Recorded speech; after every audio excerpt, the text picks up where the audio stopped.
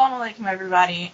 I'm sorry I haven't made a video in such a long time. I've just been busy with a lot of personal things. Making this video in response to the videos that the late Chemdonesia and the Vintage Goth have made. I'm going to refer to Chem as the late Chemdonesia because she herself in her own video said that she wasn't going to be known by that name anymore, and now she's going for Life According to Chem or something like that. So to me that kind of seems like the Chemdonesia that I knew and respected and loved is dead, basically. She's Chem, Life According to Chem. I don't know who Life According to Chem is, so I'm going to be referring to Chemdonesia as the late Chemdonesia. And yeah, I stayed up till 4 in the morning last night because I just found out about this whole thing last night, and I know neither of them meant to hurt anyone, but it did. It hurt me. Just because, like I said, I felt like I had completely lost someone I loved in seeing that video that Chem made. So that really hurt and everything, but it also inspired me to make a new video, and now I feel like I really should try to be more active on YouTube and get more of my thoughts out. I apologize if this video seems choppy. Like you all know, I haven't made a video in such a long time, but I'll try and make this as organized as I can.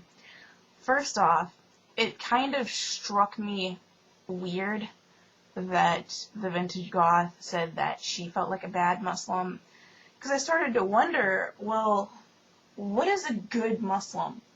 Like, if you guys could comment in the comment section, what do you think is a good Muslim? Like, is a good Muslimah someone who never ever talks to the opposite sex unless it's absolutely necessary?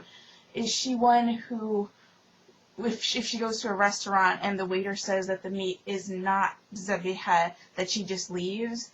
Is she one that never listens to music and never draws pictures of any living thing?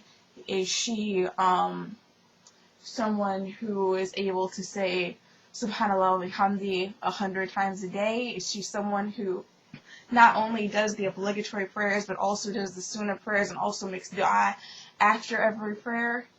Is she the one who is always 100% focused and concentrated during her prayers? You know, are those all of the criteria of being a good Muslimah?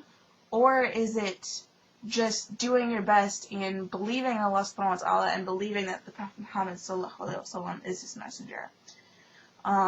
Because in this culture that we're in, especially in the West, it's so hard to be like the perfect Muslimah and do everything that there is to do. You know, you just have to do your best. So, I mean, honestly, with the criteria that I mentioned previously, I'm not a good Muslimah either.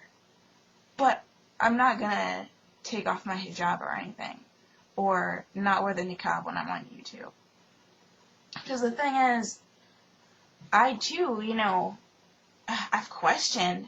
Yeah, I think every religious person has or will question their religion, and that's what ends up in the end making your faith stronger. Because I thought to myself a while ago, you know, wouldn't I be happier if I didn't always have to go out wearing hijab? Wouldn't I be happier if I could listen to music the way I used to, like listen to it all the time and everything?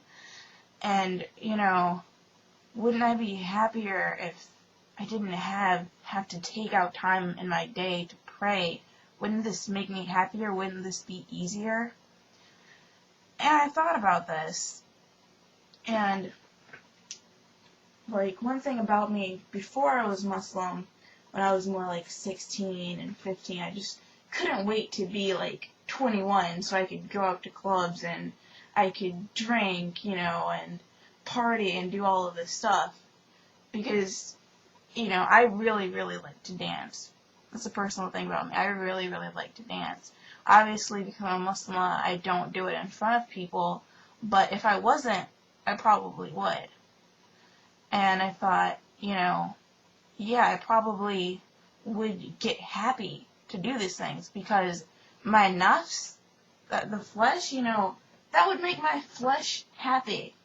But would there be any substance to it without Islam?